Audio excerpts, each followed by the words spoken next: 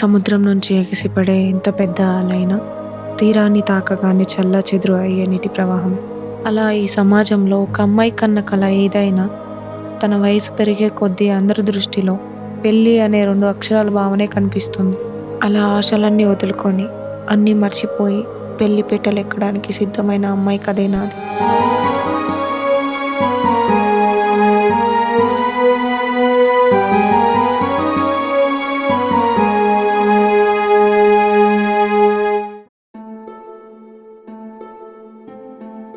చూడు నారాయణ, కూతురు చెప్పిందని ఉన్న డబ్బంతా తనకే ఖర్చు పెట్టేసావనుకో, చేతిలో చిల్లి గవ్వ మిగలదు. అప్పు కోసం అందరి కాళ్ళు పట్టుకోవాల్సి వచ్చిద్ది. ఆడపిల్లకి స్వేచ్ఛ అనేది మన సంపద ఎంతో అంతే ఇవ్వాలి. లేదనుకో నీకు తెలియనిదేముంది. సోమన్ చెప్పింది కూడా నిజమేరా. నా మాట విని విద్యా సంబంధం కూడా ఖాయం చేసుకో. మన బతుకులకి ఈ చదువులు అవసరం అంటావా? అమ్మాయి వయసు పెరిగితే సంబంధాలు రావు, ఆలోచించుకో. మామా మామా లే, నేను రెడీ అయ్యాను, వెళ్దాం కానీ. సరే సరే. ఇంటికి వెళ్ళవాళ్ళం కదా తాత. దూరం నుంచి వస్తున్నాం కదరా, టీ తాగేసి కాళ్ళు తడుపుకొని పోదాం.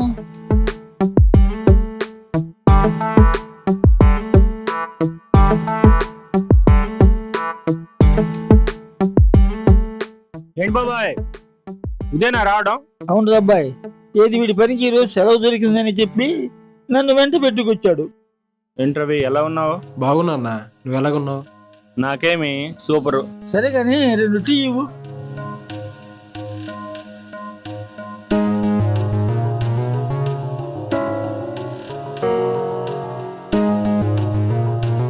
ఇంకెన్ని రోజులు పని చేసుకుంటూ ఇలా తాతింట్లో ఉంటావు రవి? ఇక్కడ ఏదో ఒకటి పని చూసుకోవచ్చు కదా. ఎక్కడన్నా ఈ మనిషి ఆ ఊరిని ఇంటిని వదిలిరాడు.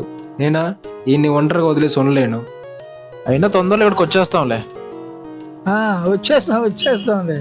ఇంకేంట్రా బాయ్, వేటకి వెళ్ళి వచ్చారా? నిన్నే అందరం వెళ్ళొచ్చాం. మరి మా వాడు వచ్చాడా?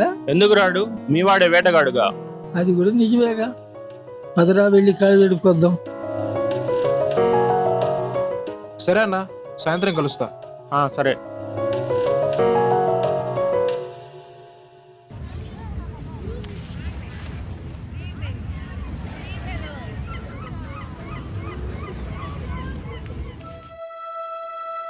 తాత, అక్కలా ఉంది చూడు. అవునరా సరస్వతి. తాత, రే రవి, మీరెప్పుడొచ్చారు? ఇప్పుడే అక్క. ఏందమ్మా ఇక్కడ ఉన్నావు? ఏం లేదు తాత, మనసేం బాలేదు, అందుకే ఇక్కడికి వచ్చాను. ఏమైందక్క? అసలు ఏమైందమ్మా, ఎందుకు ఏడుస్తున్నావు? అమ్మాయిలంటే మ్యూజియంలో పెట్టిన వస్తువులు లాంటి వాళ్ళ మా తాత. అందానికి ఆనందానికి తప్ప మేము దేనికి పనికిరామా? మా జీవితాలు వంటగది నుంచి వీధి చివరికేనా? మాకంటూ కలలుండవా? అసలు ఏమైందమ్మా? నాన్న నాకు పెళ్లి చేయాలనుకుంటున్నాడు. నాకు ఈ పెళ్లి ఇష్టం లేదు తాత. ఎందుకు తల్లి? చదువుకోవాలని ఉంది తాత.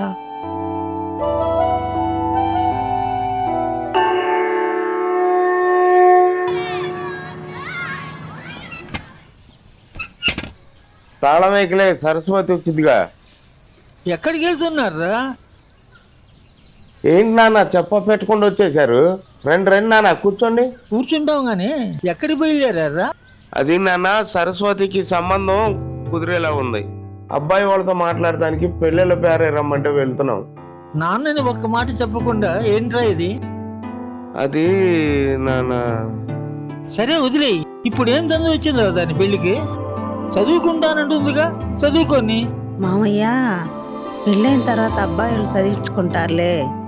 కన్నవాళ్లే అర్థం చేసుకున్నప్పుడు కట్టుకున్నవాడు ఏమర్థం చేసుకొని చదివిస్తాడమ్మా? ఇప్పుడు ఏంటి నాన్న, చెప్తే వినలేదని మిమ్మల్ని వచ్చి చెప్పమందా? అయినా ఇప్పుడు అది చదివి ఏం ఉద్ధరించాలని? చదివించే స్తోమత నాకు లేదు. అలా అని ఉన్న డబ్బు అంతా దాని చదువుకి ఖర్చు పెట్టలేను. అయినా దీనికోసం ఖర్చు పెడితే ఏం లాభం? రేపు ఎలాగో పెళ్లి చేసుకొని వెళ్ళిపోద్దిగా. పెట్టేదేదో వీడికి పెడితే నాతోనే ఉంటాడు అని సోములు భీములు చెప్పారా? ఎవరు చెప్తే నా వాస్తవేగా. ఏదిరా వాస్తవం? ఏది వాస్తవం అంటున్నా? నేను నిన్ను కష్టపడి పెంచానుగా, మరి నువ్వు పెళ్లి చేసుకొని మమ్మల్ని వదిలేసి ఎందుకు వెళ్ళిపోయావు? ఒక్కటిరా, మనుషులు ఎప్పుడైనా ఒకరినొకరు వదిలి వెళ్ళిపోవాల్సిందే. అది చచ్చైనా విడిపోయినా. ఇంకేంటన్నా, చదివి ఏం ఉద్ధరించదనా? మన బతుకుల్లో ఉన్న చీకటికి వెలుగునిచ్చేది ఒక చదువు. మనిషి కష్టాల్ని సుఖాలుగా మార్చేదే ఒక చదువు. భవిష్యత్తుపై ఉన్న భయాన్ని ధైర్యంగా మార్చేది ఒక చదువు. పేదోడి బ్రతుక్కి విలువ తెచ్చేది ఒక చదువు.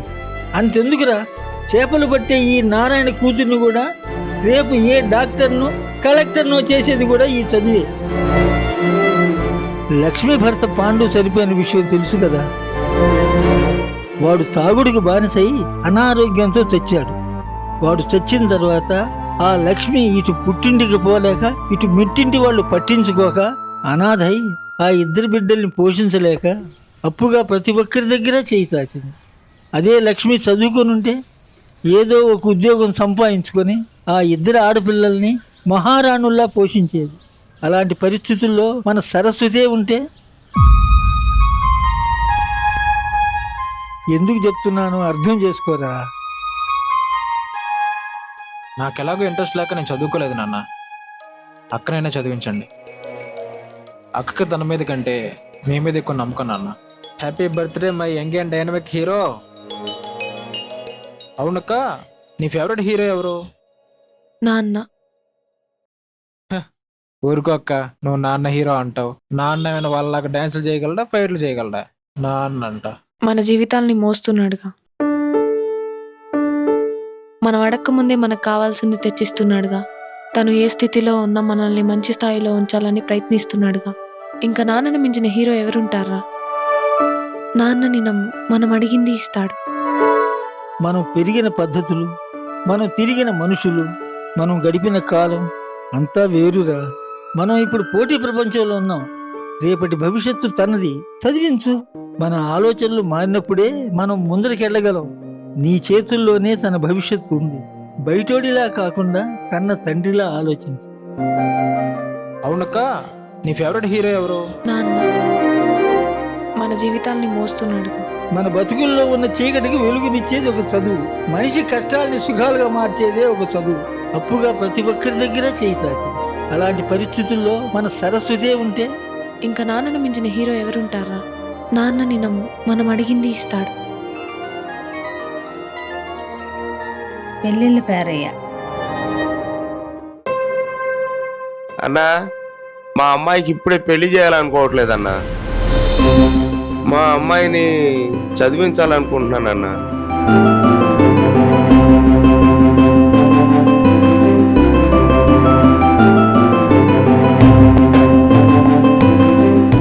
ఒక తండ్రిగా కూతుర్ని పెంచి పోషించి ఏ మచ్చ పడకుండా అత్తారింటికి పంపిస్తే చాలు, నా బాధ్యత తీరిపోయిద్ది అనుకున్నాను.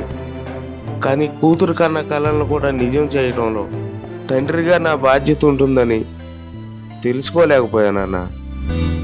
సరస్వతి, నన్ను క్షమించమ్మా. నువ్వేం చదువుకోవాలనుకున్నావో చదువుకో, నీతో నేనున్నా. మేము కూడా ఉన్నాం లేదా?